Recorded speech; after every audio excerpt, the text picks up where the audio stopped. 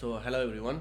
So first நம்ம வந்து நேற்று கொடுத்த லெவல் எப்படி ஒர்க் ஆகிருக்குன்னு செக் பண்ணிவிட்டு நம்ம இன்றைக்கான லெவல்ஸை பார்க்கலாம். ஸோ நேற்று நம்ம லைவில் இருக்கும்போது இந்த லெவல்லேருந்து செல் பண்ணலாம் அப்படின்னு சொல்லியிருந்தோம். நம்ம லைவில் அப்போ இருந்தோம்.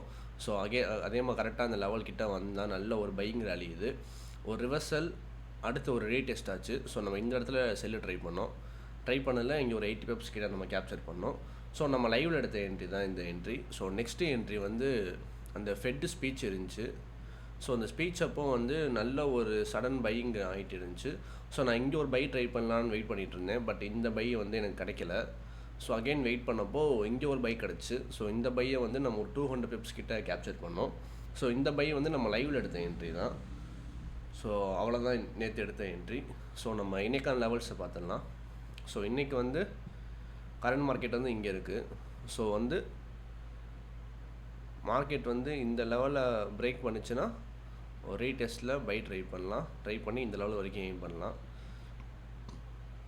இல்லைனா இந்த ரெண்டு லெவலுமே நல்ல ஒரு மேஜர் லெவல் தான். இந்த லெவலுமே ஒரு மேஜர் லெவல் தான். ஸோ இந்த லெவலுக்கு மார்க்கெட் இருந்தாலுமே இங்கேருந்து பை ட்ரை பண்ணலாம்.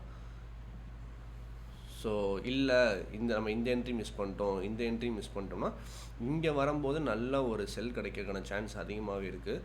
ஸோ இந்த மாதிரி எப்போவுமே இந்த லெவல் வரணும், ஒரு ரிவர்சல், ஒரு இன்டர்னல் லோவை பிரேக் பண்ணணும், அகெயின் ஒரு ரீடெஸ்ட் மாதிரி கொடுக்கும். நம்ம அந்த இடத்துல என்ட்ரு ஆனோம்னா 1:2 இல்லை 1:3 நம்ம எய்ம் பண்ணலாம். ஸோ நான் இப்போ உங்கள்கிட்ட சொன்னதான் நான் வந்து லைவ்லேயும் பண்ண போகிறேன். ஸோ லைவ் டைமிங் வந்து மதியம் 12 to 2, அப்புறம் ஈவினிங் 6 to 9:30. ஸோ மறக்காமல் எல்லாம் லைவில் ஜாயின் பண்ணிக்கோங்க. உங்கள் எல்லாரையும் நான் லைவில் மீட் பண்ணுறேன். பாய்.